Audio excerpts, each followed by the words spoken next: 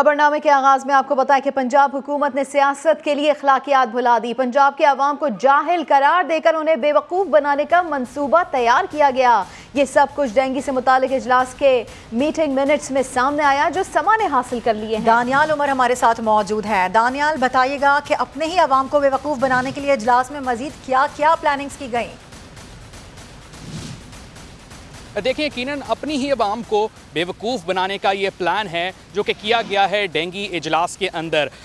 ये जो fogging spray होती है, जो धुआं मार स्प्रे होता है, जिसे लोग अक्सर देख के ये समझते हैं कि इससे डेंगी मर जाता है, हकीकत ऐसी नहीं है। हकीकत में डेंगी जो है वो इससे मरता नहीं है और बहुत ज़्यादा जो दूसरे अफराद हैं जो कि मुख्तलिफ़ बीमारियों में मुब्तला होते हैं वो मुख्तलिफ़ बीमारियों का शिकार हो जाते हैं। ये सारा कुछ लिखा गया है इन मीटिंग मिनट्स के अंदर कि सिर्फ़ और सिर्फ डेंगी स्प्रे इसलिए किया जाए क्योंकि पंजाब के जो ज़्यादातर अफराद हैं वो जाहिल हैं और उनको पता नहीं है कि ये डेंगी स्प्रे का फ़ायदा होगा या नहीं होगा, लेकिन पंजाब हुकूमत को इसका सियासी फ़ायदा ज़रूर होगा। तो इसलिए शहरियों को, पंजाब की आवाम को मुतमईन करने के लिए मुख्तलिफ़ जगह पर डेंगी स्प्रे किए जाएँ। इस ही मीटिंग मिनट्स के अंदर, इसी इजलास के अंदर ये चीज़ भी डिस्कस की गई है कि ये जो डेंगी स्प्रे है ये जानलेवा साबित हो सकता है, इसलिए एक दिन छोड़कर एक दिन किया जाए ताकि लोग भी मुतमईन होते रहें। पंजाब की जो आवाम है, जिसे यहाँ पर जो डेंगी के इजलास हैं पंजाब हुकूमत के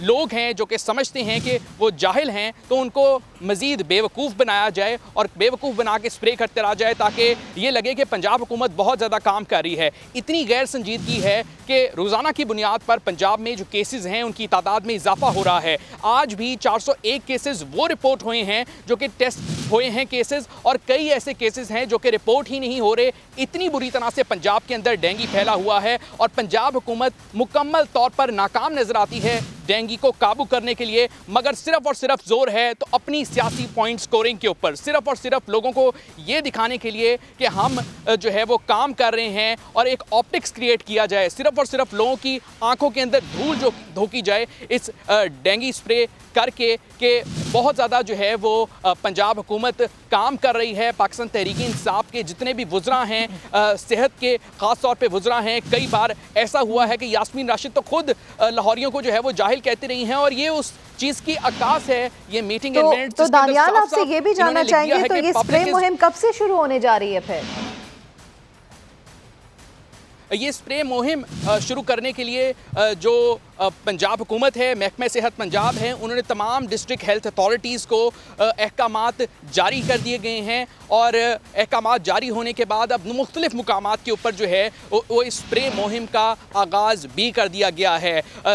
इस इन्हीं मीटिंग मिनट्स के मुताबिक कि जिन लोगों को अस्थमा का इशू है, जिन लोगों को कोविड का इशू है, मुख्तलिफ लोग जो कि कोमॉर्बिडिटीज़ में मुब्तला होते हैं, उनकी जान को बहुत ज़्यादा ख़तरा हो सकता है। मच्छर भी इससे मरेगा नहीं। अगर हम बाहर स्प्रे करेंगे तो मच्छर जो है वो अंदर की तरफ चला जाएगा और ज़्यादा जो है वो केसेस रिपोर्ट हो सकते हैं इस फॉगिंग की वजह से। लेकिन चूँकि उनका ये ख्याल है कि public is mostly illiterate, Punjab की आवाम बहुत ज़्यादा जाहिल है and fogging aids in public satisfaction, इसीलिए उनको जो है वो मुतमईन किया जा सकता है, हम उनको बेवकूफ़ बना सकते हैं और ये नज़र आ सकता है, ऑप्टिक्स क्रिएट किया जा सकता है कि दानियाल इस हवाले से बड़ा तफसीलन आप हमें आगाह कर रहे हैं। हमारे साथ इस वक्त मौजूद हैं साबिक vice chancellor university of health sciences professor Javed Akram साहब, उनसे भी ज़रा बात कर लेते हैं। जावेद साहब, बहुत शुक्रिया समा को वक्त देने के लिए। जिस तरह से हमारे रिपोर्टर बता रहे हैं, यकीनी तौर पर आपने सुना भी होगा, जानना ये चाहेंगे, ये बताइएगा कि आपकी नॉलेज क्या कहती है, ये जो स्प्रे है इंसानी ज़िंदगियों के लिए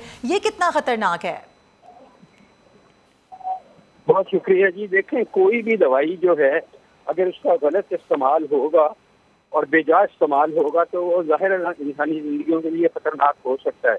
लेकिन हमने देखना ये होता है हार्म वर्सेस बेनिफिट रेशो, कि हार्म का चांस कितना है और बेनिफिट का चांस कितना है। नो डाउट कि हमारे जो मॉस्किटोज हैं, एडीज इजिप्टिया, जो रिस्पॉन्सिबल हैं, वेक्टर है इसका डेंगू का, वो रेजिस्टेंट काफ़ी हद तक हो चुका है। 50% से ज़्यादा उसके जो हैं मॉस्किटोज वो रेजिस्टेंट हैं इंसेक्टिसाइड से। लेकिन मेरा अर्ज ये होगी कि और भी बहुत मेथड हैं वेक्टर कंट्रोल की। जो दुनिया में सबसे बेहतर मेथड है वो है सोर्स कंट्रोल, कि आप जॉर्ड वगैरह ये चीज़ों को जल्द अज जल्द भर दें। अगर आप नहीं भर सकते कहीं वाटर बॉडीज को, तो कम अज कम उनमें आप बायोलॉजिकल कंट्रोल कर सकते हैं। फिश डाल सकते हैं, गप्पी फिश, जो कि बहुत इफेक्टिव है और जिसका कोई साइड इफेक्ट नहीं है और बेनिफिट उसका बहुत ज़्यादा है, क्योंकि उसकी लार्विसाइडिंग एक्टिविटी बहुत अच्छी है। तो वो हमारी फिशरीज वाले इजीली प्रोवाइड करते भी रहे और फिर प्रोवाइड कर सकते हैं। प्रोविंशियल गवर्नमेंट को चाहिए कि ये फ्लडेड एरियाज में, वाटर बॉडीज में गप्पी फिश को ऐड कर दें, तो वो बहुत हद तक लार्विसाइडिंग कर सकेगी। सही, ठीक है। जावेद अकरम साहब, आप हमारे साथ ही मौजूद हैं। जिस तरह से आप इस हवाले से बात भी कर रहे हैं, यकीनी तौर पे आपको बहुत नॉलेज भी है। मैं ये जानना चाहूँगी कि जिस तरह से ये आपने अभी कुछ ज़राए बताए हैं, कुछ सोर्सेज बताए हैं कि इस तरह से काम किया जा सकता है, लेकिन ये जो तरीक़े हैं ये तो बहुत देर पा नहीं होते हैं, क्योंकि बारिशें होती हैं, उसके बाद हमने देखा है स्टैगनेंट वाटर होता है, तो ये सारा तो फिर इस तरह चलता रहेगा। इसका लॉन्ग टर्म हल तो यही है ना जी कि जो जौहर हैं इनको खुश किया जाए। हम बतौर मुसलमान 95% अल्हम्दुलिल्लाह मुसलमान हैं। हम कहते हैं सवाई निस्फ़ ईमान है। घर के अंदर बाहर, स्कूल के अंदर बाहर और कॉलेजेस, हॉस्पिटल से, इन जगहों पे क्लीनलीनेस अगर होगी तो हम किसी फ्रिज के नीचे ट्रे में पानी नहीं इकट्ठा होने देंगे। ऊपर जो वाटर टैंक्स हैं उनको ढकने लगे होंगे। जो ऊपर कबाड़ खाने बने होते हैं छतों पे, वो नहीं बने। टायरों पर तलक हो, तो इससे ही बहुत हद तक 90% बेहतरी आ जाएगी। ठीक है, इस हवाले से आप हमारे साथ ही मौजूद थे और बता रहे थे कि क्या मज़ीद तरीक़ेकार हो सकता है, किस तरह से कंट्रोल किया जा सकता है जो डेंगू का लार्वा है उसको। अपने नाज़रीन को एक मरतबा फिर से बता दें कि पंजाब हुकूमत ने सियासत के लिए तमाम अखलाकियात भुला दी हैं। डेंगू इजलास में पंजाब के अवाम को जाहिल करार दिया गया है, जबकि इजलास में पंजाब के अवाम को बेवकूफ़ बनाने का मनसूबा भी रखा गया। पंजाब हुकूमत डेंगू वायरस काबू करने में मुकम्मल तौर पर नाकाम हो गई है। डेंगू के केसेस की तादाद तेज़ी से बढ़ती जा रही है। 24 घंटे के दौरान लाहौर में एक मरीज़ दम तोड़ गया, जबकि 174 नए मरीजों की तस्दीक भी हुई है। इसी दौरान सूबे में मजमूई तौर पर 401 अफराद के डेंगू में मुब्तला होने की रिपोर्ट भी सामने आई है। महकमा सेहत पंजाब के मुताबिक रवा साल सूबे में डेंगू के 6378 मरीज रिपोर्ट हो चुके हैं।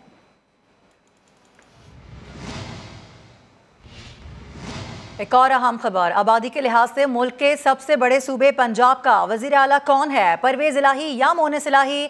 ज़राए के मुताबिक परवेज़ इलाही के इख्तियारात अमली तौर पर मोनिस इलाही के हाथ में हैं, ये बताया गया है। ओहदा ना रखने के बावजूद मोनिस इलाही तमाम आला सतह के इजलासों और मुलाकातों में मौजूद होते हैं। इसी के ऊपर बात कर लेते हैं समा के नुमाइंदे क़ज़ाफ़ी बट से। क़ज़ाफ़ी, तफसीलात दीजिए इस खबर की।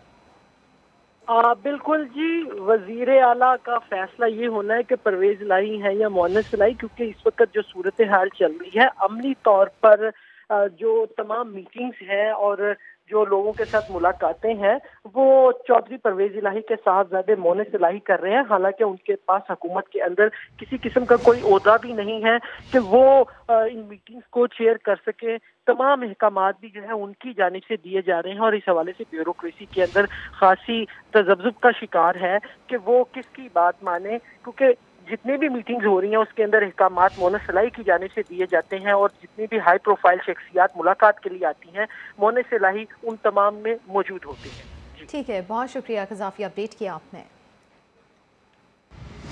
FIA मनी लॉन्ड्रिंग केस में बड़ी पेशरफ सामने आई है। मोनिस इलाही समेत दीगर के खिलाफ चालान समाअत के लिए मंजूर कर लिया गया है। अदालत ने 11 अक्टूबर को मुल्ज़िमान को पेश होने का समन जारी कर दिया। इसी हवाले से बात करेंगे, अरशद अली हमारे साथ हैं। जी अरशद, आगाह कीजिएगा इस हवाले से। जी बिल्कुल, जो है वो बैंकिंग जराइम कोर्ट ने चौधरी मोनिस इलाही समेत 4 मुल्ज़मान के खिलाफ जो मनी लॉन्ड्रिंग का चलान जमा करवाया गया था उसको समाअत के लिए मंजूर कर लिया है। उस चलान के ऊपर कोई इतराज जो है वो अदालत की जानब से या प्रोसिक्यूशन की जानब से आयद नहीं किया गया। अदालत ने ज़ाती हैसियत में चौधरी मोनिस इलाही समेत 4 मुल्ज़मान को पेश होने के अहकाम जारी किए हैं। अदालत ने चारों मुल्ज़मान को 11 अक्टूबर को अपनी हाजिरी यकीनी बनाने के अहकाम जारी कर दिए हैं और चारों मुल्ज़मान को अदालत की जानब से जो समन है वो भी तलबी का जारी किया गया है। ताहम इस केस के अंदर FIA की जानब से गुज़िश्ता रोज 25 अरब रुपए का जो मनी लॉन्ड्रिंग का चलान था वो पेश किया गया है। ठीक है, वो भी पेश किया गया है। इस हवाले से आप हमें आगाह कर रहे थे, बेहद शुक्रिया आपका। और लाहौर का मास्टर प्लान सियासत का शिकार हो गया है। सीनियर वजीर मियां असलम इकबाल ने लाहौर डेवलपमेंट अथॉरिटी का नायब सरबराह बनते ही प्लान की तकमील में रुकावटें खड़ी करना शुरू कर दी हैं। मियां असलम इकबाल मास्टर प्लान में अपनी मर्जी की तब्दीलियां कराना चाहते हैं। ग्रीन लैंड को ब्राउन लैंड में बदलने की भी तैयारियां की जा रही है। मजीद जानते हैं अब्बास नकवी से। जी अब्बास, बताइएगा इस बारे में। जी बिल्कुल, लाहौर का जो मास्टर प्लान है और इसके साथ शेखुपुरा, कसूर और ननकाना भी शामिल है, तो इसकी जो ताखीर की वजह है उसके हवाले से समा ने पता चला लिया है। उसकी मेन वजह यह है कि मास्टर प्लान जो है उसको मुतनाज़ और सियासी जगह बनाया जा रहा है। ये जो मास्टर प्लान है ये दिसंबर में मुकम्मल किया जाना था, लेकिन जो मियां साहब इकबाल हैं वो इस वक्त वाइस चेयरमैन है LDA के, और वो उनकी कोशिश है कि इसको मुकम्मल तौर पर सियासी बनाया जाए। इसके अलावा वो ये भी कोशिश कर रहे हैं कि ये जो लाहौर का मास्टर प्लान है इसमें ग्रीन लैंड और ब्राउन लैंड में वो अपनी मर्जी के मुताबिक तब्दीलियां करवाएं, क्योंकि उनकी एक कोशिश है कि जो उनके पसंदीदा लोग हैं उनको जो है उनको ब्राउन लैंड के अंदर लेकर जाया जाए और जिनके साथ उनके सियासी इशूज हैं उनको ग्रीन लैंड में शामिल किया जाए। और अहम बात यह है कि ये जो मास्टर प्लान है इस पर 52 करोड़ रुपए की लागत आ रही है, और कोशिश ये थी कि इसे दिसंबर में मुकम्मल होना था, और उसके बाद जो है बाकी जो कसूर, ननकाना और शेखुपुरा है उनके भी मास्टर प्लान जो है वो मुकम्मल होकर सामने आने थे जी। लेकिन अहम बात यह है क्योंकि मियां साहब इकबाल जो है वो वाइस चेयरमैन बन चुके हैं LDA के, तो उनकी एक कोशिश है कि अपने मुताबिक जो है इस मास्टर प्लान को बनवाया जाए, इसलिए उन्होंने आते इसको रोक दिया। और ऐसे में ग्रीन लैंड को ब्राउन लैंड में बदलने की तैयारियां की जा रही है। अब्बास नकवी अपडेट कर रहे थे, बहुत शुक्रिया आपका। एवनफील्ड रेफरेंस साबित करता है किस तरह नवाज शरीफ और मरियम नवाज को बदनाम करने की कोशिश की गई। वज़ीर आज़म शहबाज शरीफ कहते हैं इस तरह के इंतकामी अमल से जमहूरियत के इर्तिका में खलल डाला गया। इंतकामी अमल सियासी अदम इस्तेहकाम का बाइस बना जिसने सियासत को खौफनाक नुकसान पहुंचाया। आपको बता दें कि एवनफील्ड रेफरेंस से नवाज शरीफ, मरियम नवाज को बदनाम करने की कोशिश की गई है। वज़ीर आज़म शहबाज शरीफ की जानिब से स्टेटमेंट सामने आया है। उन्होंने कहा कि इस तरह के इंतकामी अमल से जमहूरियत के इर्तिका में खलल डाला गया। और मां बिस्तरे मर्ग पर थीं, बेटी वालिद के साथ काल कोठरी में डाली गई। 4 साल बाद बरी होने पर मरियम नवाज को वालिदा की बहुत याद आई। करप्शन नहीं है, कोई किकबैक नहीं है, कमीशन नहीं है, इनको 8 साल कैद सुनाई गई है। नाकर्दा गुनाहों की तकलीफ क्या होती है, ये कैसी बला है, कोई इस दिल से पूछे। क्या वक्त था वो भी जब जिंदगी भर की हम सफर बिस्तरे मर्ग पर थी और मियां नवाज शरीफ को बेटी के साथ जेल की काल कोठरी में डाला गया। आप अंदाजा कर सकते हैं ये कितना अजीम कॉज है। मगर वो कहते हैं ना, वक्त हमेशा एक सा नहीं रहता। तल्ख माजी का किस्सा तमाम हुआ। अब जी आप अल्लाह ताला का बड़ा शुक्र है, अल्लाह ताला ने आपको आज सुरखरू किया है। ये वही बेटी है जो खुद भी एक माँ है, तो खुशी के इस मौके पर भला अपनी माँ को कैसे भूल सकती है। PTI ने ज़ाती मफाद के लिए मुल्की सलामती दाव पर लगा दी। कभी अरसलान बेटे के जरिए गद्दारी के सर्टिफिकेट, कभी मुल्क को दिवालिया करने की साजिशें की गई। तफसीलात इस रिपोर्ट में। सबने आपको कहा था ना कि गद्दारी का वो जो आपने हैशटैग करके करना है, ट्रेंड बना देना है कि मुल्क और खान के साथ गद्दारी होगी। कारकर्दगी नहीं प्रोपेगेंडा, दलील के जवाब में गाली, सवाल के बदले गद्दारी के हैशटैग। से भी ज्यादा कान डालना है। वो जो मेरी सासू बच्ची है फरा, उसके मुझे और जो वो फरा है ना उसके बारे में बहुत इन्होंने गंद उड़ाना है। उसको भी आपने लिंक कर देना है कि हमें पता है कि ये गद्दार कौन कर रहा है। तहरीक इंसाफ ने हमेशा जाती मुफाद को मुल्की मुफाद से बालातर जाना। पाकिस्तान को दिवालिया करने का खेल रचाया गया। इससे सर एक चीज, इससे हमारी स्टेट को तो नुकसान नहीं होगा सर। मैं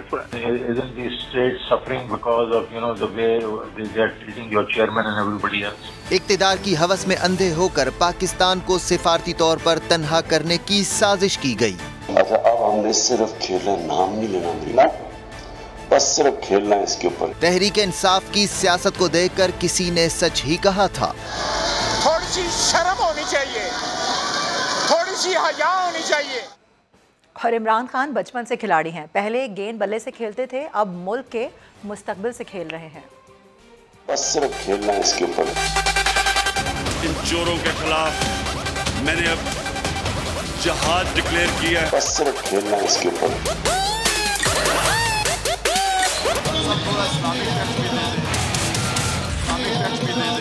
बस सिर्फ खेलना है इसके ऊपर। जो सबूत है बस सिर्फ खेलना है इसके ऊपर।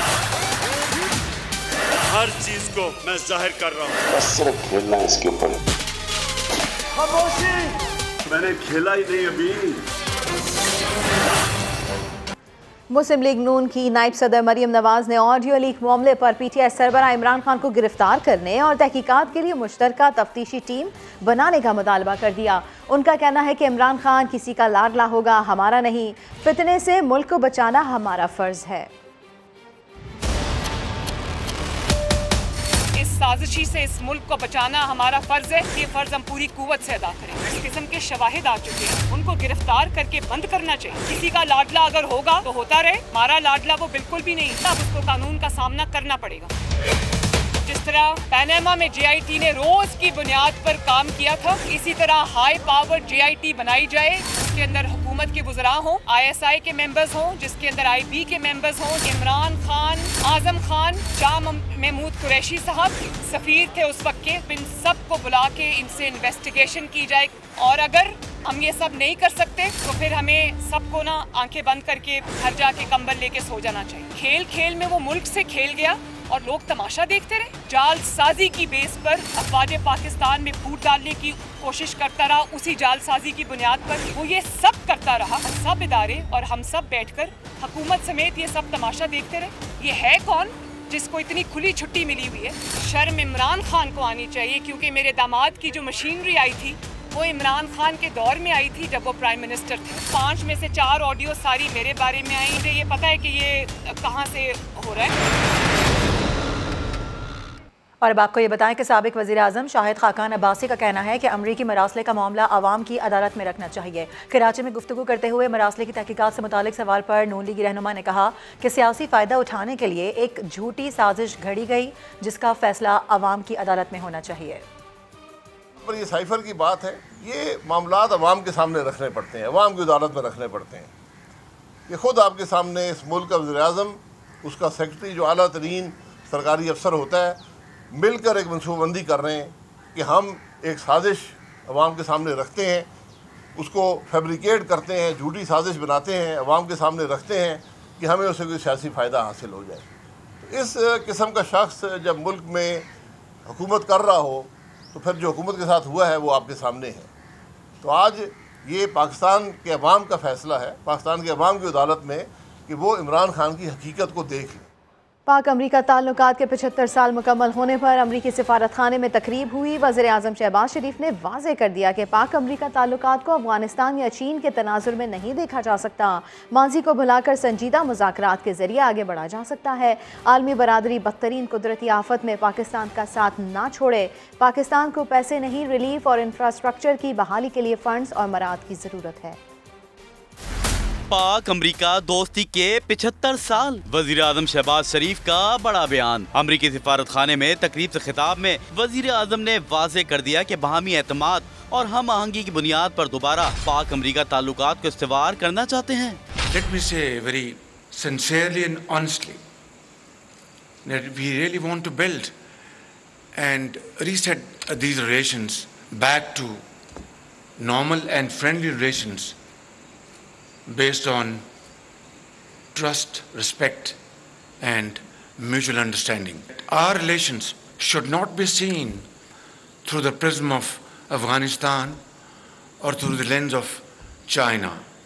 Our relations, they stand on its own. वज़ीर आज़म शहबाज शरीफ ने सैलाबी आफत में अमरीकी इमदाद पर इज़हार तशक्कुर किया। साथ ही आलमी बरादरी से मुस्तकबिल में पाकिस्तान के साथ ना छोड़ने पर भी जोर दिया।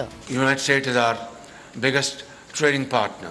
Now we need international community to stand by us and support us. We're not asking for sums of monies. We're asking for relief. We're asking for funds to rebuild our infrastructure. This is our right. We have not brought this disaster upon ourselves. It's nature. We are not blaming anybody. वजीर आज़म का कहना था कि पाक अमरीका ताल्लुकात बाहमी नौयत के हैं, जिन्हें संजीदा मुज़ाकरात के जरिए आगे बढ़ाया जा सकता है। पाकिस्तान अमरीकी दोस्ती जिंदाबाद। और अच्छा दोस्त बुरे वक्त को भी अच्छा बना देता है। अमरीकी सफ़ीर डोनाल्ड ब्लूम का पाकिस्तान के लिए पैगाम। सैलाब मुतासरीन की इमदाद से मुतालिक अमरीकी सफ़ीर ने बताया कि अमरीका अब तक $27 मिलियन से ज़्यादा इमदाद दे चुका है।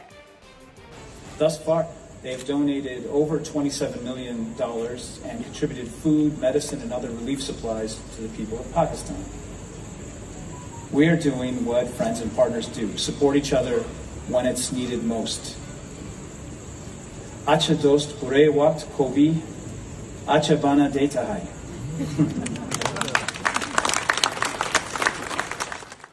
अभी आपको खबर दे के कहलूँ कि मरकजी बाजार में मिठाई की दुकान में धमाका हुआ है और इस धमाके के नतीजे में एक शख्स जाँ बहक जबकि 11 से ज़ायद अफराद ज़ख्मी भी हुए हैं।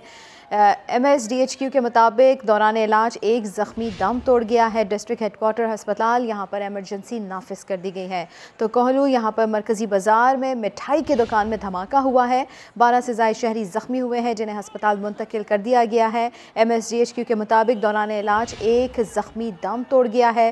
डिस्ट्रिक्ट हेडक्वार्टर अस्पताल में एमरजेंसी नाफिज कर दी गई है। एक और अफसोसनाक खबर है। अफगानिस्तान का दारुल हुकूमत काबुल धमाके से गूंज उठा। पुलिस के मुताबिक धमाके में 20 अफराद जाम बहक और कई जख्मी हुए हैं। धमाका दश बुर्जी के इलाके में वाक़ तालीमी इदारे के अंदर हुआ है। पुलिस की जानिब से बताया गया है कि एक खुदकुश हमलावर ने दाखिला टेस्ट के लिए आए तलबा को निशाना बनाया। वजारत दाखिला के तर्जुमान ने धमाके की मजम्मत करते हुए बताया कि सिक्योरिटी टीमों ने इलाके का घेराव कर लिया है, ताहम अभी तक किसी ग्रुप ने हमले की जिम्मेदारी कबूल नहीं की। सर ट्रैवल करके आए सर, इस जगह पर हम 20 सर मरी सर उस तरफ है सर, ये सर मरी रोड है सर। आप यहाँ से ट्रैवल करके सर ये शाहदरा रोड से इस तरफ आए हैं। अभी हम इस वक्त यहाँ पर हैं सर। प्रोजेक्ट सर हमारा सर यहाँ से स्टार्ट हो रहा है सर। ये डिटोर कहाँ से ले रहे हैं सर? हम ये यहाँ से ये ट्रम्पेट इंटरचेंज बना के सर यहाँ से अंदर लेकर आ रहे हैं सर इस ट्रैफिक को। ये सारा का सारा राइट ऑफ वे सर हमारे पास अवेलेबल था, राइट ऑफ वे मौजूद था सर। वरना फिर खरीदना मिला तो बहुत देर लगना सर। खरीदने की देर के अलावा सर वहाँ पे सारी कमर्शियल प्रॉपर्टीज़ हैं, वहाँ पे लोगों को डिस्प्लेस करना हमारे लिए बड़ा प्रॉब्लमेटिक होता है सर। तकरीबन नामुमकिन था, कोर्ट में जाना था, लोगों ने प्रॉब्लम्स होने थे। ये सर हमारे पास राइट ऑफ वे अवेलेबल था। ये सर कायद आज़म यूनिवर्सिटी की जगह थी सर, हमने उनके साथ चेंज किया सर। ये ट्रम्पेट इंटरचेंज बना यहाँ लेकर आएंगे सर। यहाँ पर एक अंडरपास देंगे शाहदरा रोड के ऊपर जहाँ से भी आप आए सर। ये एक ब्रिज है, नाला है जिसके ऊपर हम ब्रिज बनाएंगे। हमने सर रिसेंटली यहाँ पर CDA ने एक ब्रिज बनाया था, लेकिन हम उसको सर्विस रोड के तौर पर रखेंगे अपना सर। हम 3+3 लेन का ये नया ब्रिज बनाएंगे सर। उसके बाद यहाँ पर एक अंडरपास आएगा सर क्यानी रोड पे, एक अंडरपास सर इन दोनों वादियों के लिए। ये सारा राइट ऑफ वे हमारे पास अवेलेबल है सर। एग्जिट नहीं दे रहे? एग्जिट सर अभी यहाँ पर नहीं सर, ये हमारा सर फेंस्ड कॉरिडोर है सर। बिल्कुल एग्जिट नहीं, डेडिकेटेड कॉरिडोर है सर। जरूरत नहीं है ना सर, लोग अंदर से इन आबादियों को यूज़ करने के लिए ये रास्ते यूज़ करते हैं सर। पहले हम सर बाईपास बना रहे हैं जो कि फेंस्ड होगा सर, ताकि डेडिकेटेड कॉरिडोर पर सर लोग आगे जाएँ सर। ये सर यहाँ पर सर उसके बाद सर ये दोबारा पुरानी अलाइनमेंट पर आ जाएगा सर इस पॉइंट पे, और यहाँ से सर ये एलिवेट होगा सर। टोटल सर इसकी 5 या 4 किलोमीटर लेंथ है, जिसमें से 1.35 जो है सर एलिवेटेड एरिया कौन सा है सर? ये वाला एलिवेटेड है यहाँ से सर। एग्जैक्टली इसने ये सर ये एट सर सारे का सारा इस जगह से सर इसने एलिवेट होना शुरू होना है सर। यहाँ पर सर एक्चुअली एरिया अगर अवेलेबल होता नीचे तो हम नीचे एक्सपेंशन करते, लेकिन नीचे कमर्शियल प्रॉपर्टीज़ थी, लैंड एक्विजिशन इन्वॉल्व हो जानी थी, प्रोजेक्ट डिले हो जाना था। ये तकरीबन 1.35 किलोमीटर का सर एलिवेटेड सर ये आगे जाके लैंड करेगा। और ये इसके बाद यहाँ तक एक्चुअली बाराकू है सर, और उसके बाद बाराकू वैसे ही खत्म हो जाता है। तो यहाँ तक सर सर ये एक्सप्रेस वे को टच कर देगा सर। यहाँ पर जी सर यहाँ पर टच करेगा सर। टोटल प्रोजेक्ट की सर जो अप्रूव PC1 कॉस्ट सर हमारी 7 बिलियन की थी, लेकिन ये 6.5 पे सर NLC ने कॉम्पिटिशन में लिया है सर। इंशाल्लाह सर इसको टर्म्स एंड कंडीशन मैंने कहा तब सारा बिल्कुल सर इनकॉर्पोरेट कर रहे हैं सर। मौके में मोबिलाइजेशन होगी भी। अगर आप बाय एयर आते हैं सर, आप देखते हैं मौके पे काम हो रहा सर। 100% कंपटीशन हुआ है सर। हम पहले एक्सपेक्ट कर रहे थे, ये FW ने ओरिजिनली डिज़ाइन किया था, हमारा ख्याल था FW विन करेगा, लेकिन NLC कंपटीशन में उनसे तकरीबन 800 मिलियन बिड प्राइस में नीचे आया सर। तो विच इंडिकेट्स के कंपटीशन हुआ है सर दोनों स्टेट रोड एजेंसीज के अंदर। और इंशाल्लाह ताला सर हम आपकी तवक्को से पहले इस बात को कंप्लीट करेंगे सर। अगर आप इजाज़त देते हैं सर शुरू करते हैं। बाराकहू बाईपास मंसूबे का संगे बुनियाद रख दिया गया है। इससे मरी और आज़ाद कश्मीर जाने वाले मुसाफिरों को सहूलत मिलेगी। इस वक्त मनाजिर समा की टेलीविजन स्क्रीन पर देखे जा सकते हैं। वज़ीर आज़म शहबाज शरीफ इस वक्त वहीं पर मौजूद हैं। रोड मैप उनको बताया जा रहा है किस तरह से कौन कौन से रास्तों को यहाँ पर डाइवर्ट किया गया है।